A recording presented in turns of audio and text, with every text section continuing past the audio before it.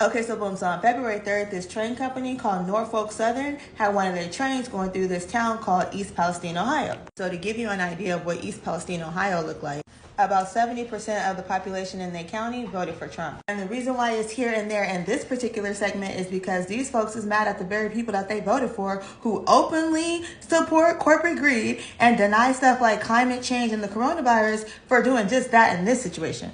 So when the situation first broke off, the governors in Pennsylvania and Ohio, they get on the phone, they chit-chat, and they like, okay, bro, what we finna do? Like, you got people that's about to be affected, I got people that's about to be affected. We need to figure out how to handle the situation quick. So at some point, they was like, we need to go ahead and get NFS on three-way so we all can talk about the situation and figure out how we gonna handle it. So they call NFS like, hello, you have reached the voicemail of NFS. We have made some changes in our life. And if you are receiving this voicemail right now, you are one of them changes. Beep, click. And so apparently NFS was not on the same page as the governors in Pennsylvania and Ohio.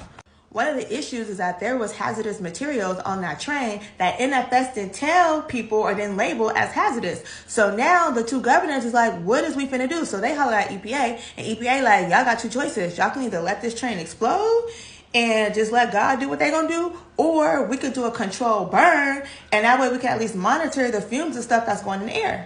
So after they run that little experiment, they start testing the air. They're like, okay, the air quality is cool. Y'all water should be cool. You know what I'm saying? Just let the little smoke die off a little bit, then y'all should be straight.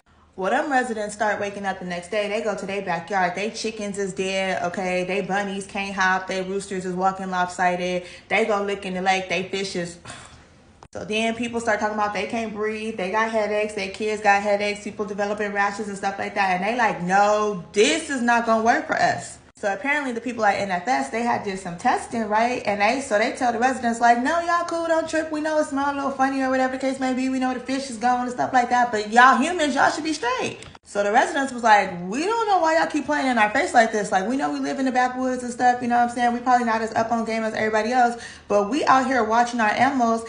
They got 18 heads and 17 ankles. Like, this cannot be okay. We're not finna drink this water. Like, y'all need to figure this out. Y'all need to get some better testing and figure out what y'all gonna do. So somebody in their leadership camp was like, you know what? Stop playing. Our water is cool. Y'all need to go ahead and go drink it. Stop playing.